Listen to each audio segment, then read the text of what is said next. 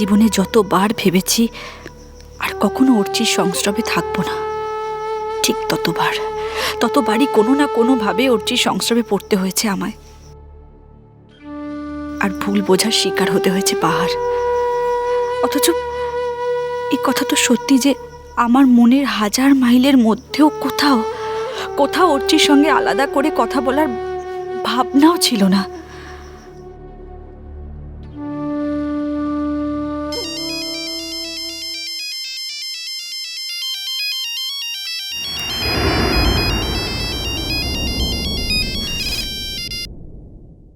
Hello ধ্রুব, বলো। আচ্ছা তুমি কোথায় বলো তো? আমি আমি তো পলাশবনিতে, তাই তো? এখনো? হ্যাঁ, আসলে শোনো না, কি কাণ্ডটাই না হয়েছে। আচ্ছা, বাই এনি চান্স ওখানে কি অর্চি আর বাহা আছে? হঠাৎ এই কথা? আছে না নেই? আছে, কিন্তু সেটা ইনসিডেন্টালি। শোনো কমলিকা, আমি তোমাকে যে প্রশ্নটা করেছি না, সেখানে বোধহয় কোনো অ্যানালিসিস সুযোগ নেই। আমি একটা সিম্পল প্রশ্ন করেছি এবং তার উত্তরটা আমি পেয়ে গেছি। আমি জাস্ট তোমাকে একটা কথা বলতে চাই যে ধ্রুব, আমার কথাটা একটু মন দিয়ে শোনো না প্লিজ। তুমি আমাকে মিসআন্ডারস্ট্যান্ড করছো, তোমাকে সবটা শুনতে হবে। আমি আর কিচ্ছু শুনতে চাই না।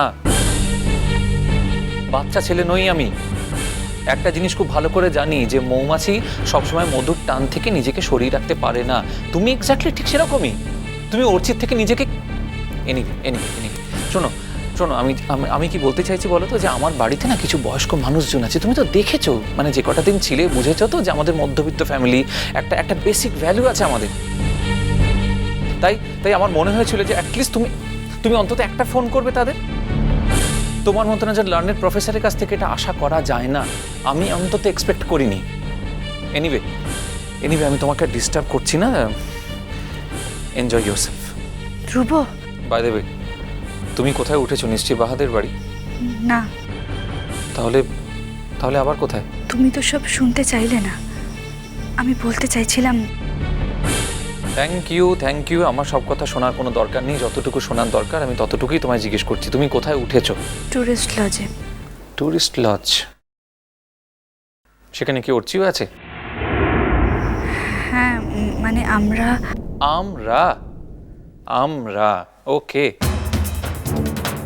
ওকে, তার মানে এবার বাহা কোনো কারণে আসতে পারেনি, অর্চি একাই এসেছে। ঠিক আছে, okay fine, good night. Dhruba please শোনো আমার কথাটা। তুমি আমাকে মিসআন্ডারস্ট্যান্ড করছো। না, আমি এতদিন মিসআন্ডারস্ট্যান্ড করেছিলাম, এখন আর মিসআন্ডারস্ট্যান্ড করছি না। Thanks again and good night, good bye.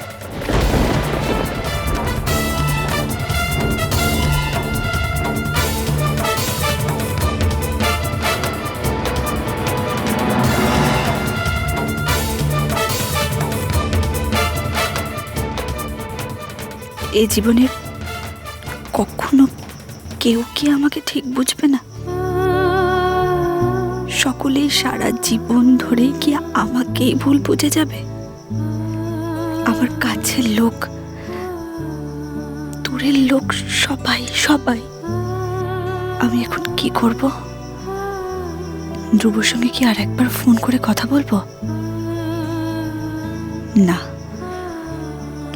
আমি কিছুতেই ফোন করব না।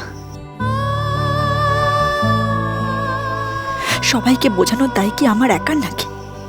আমার একার? যা হবার তা হোক। যে ভুল বোঝার বুঝুক আমাকে। একদিন না একদিন যা সত্যি তা ঠিক প্রমাণ হবে।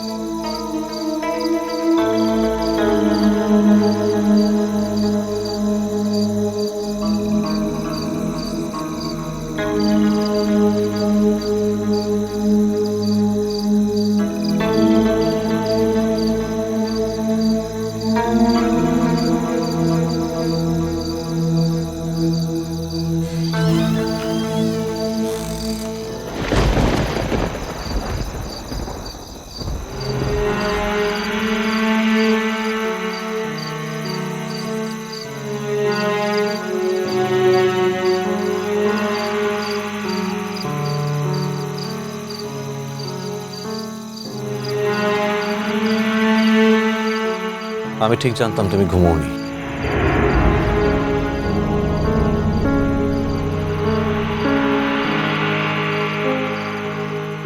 আমি জানি তুমি একা শুতে ভয় পাও। এইভাবে মাঝরাতে ঘর থেকে উঠে এসে তুমি ঠিক করনি অর্চি। লোকে দেখলে প্রত্যেকের নিজের মতো করে ভাবার স্বাধীনতা আছে, যেমন ঠিক আমারও আছে। আমি কিন্তু কখনো চাইনি তুমি একা ওদের সঙ্গে কথা বলো, আর আমি কখনো চাইনি তুমি এরকম একটা অজানা জায়গায় অজানা পরিবেশে একা ঘরে বিনীত রজনী কাটাও। ঘরে যাও অর্চি, বাহার ঘুম ভেঙে যাবে। বাহা ঘুরে ঘুমোচ্ছে মন, সারাটা দিন তার উপর দিয়ে তো কম ধকল যায়নি। আর তাছাড়া আমি বাহাকে লুকিয়ে তো কিছু করছি না। আমার ঘুম আসছিল না, অস্বস্তি হচ্ছিল, ছটফট করছিলাম। খালি মনে হচ্ছিল তুমি অজানা অজানা জায়গায় একা ঘরে ঘুমোতে পারছো না। অতীতের অভিজ্ঞতা থেকে আমি তো জানি যে তুমি একা ঘরে শুতে ভয় পাও। অতীতের কথা থাক না অর্চি। যেই অতীতটা তোমার আমার দুজনের জীবন থেকেই বিচ্ছিন্ন হয়ে গেছে, সেই কথাটা তুলে লাভ কি?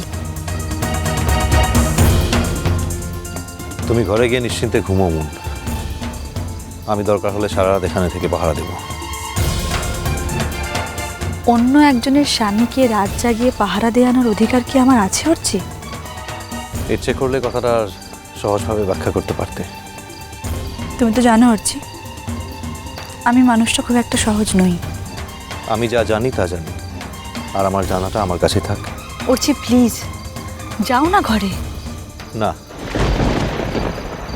আচ্ছা এইভাবে আমার অস্বস্তি বাড়িয়ে তোমার কি লাভ বলতে পারো? কার কাছে অস্বস্তি? নিজের কাছে।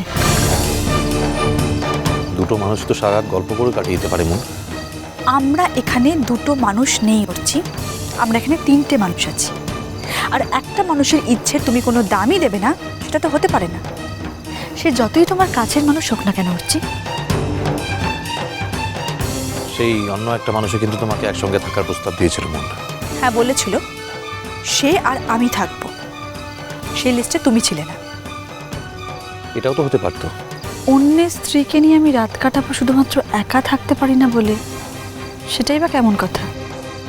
এইভাবে কথা বলো কেন মন? যা সত্যি সেটাই তো বলছি। তুমি সত্যর মধ্যেও একটা গণ্ডি টেনে দিয়েছো মন। একটু ভুল বললে। আমি সত্যের মধ্যে কোনো গণ্ডি টানি।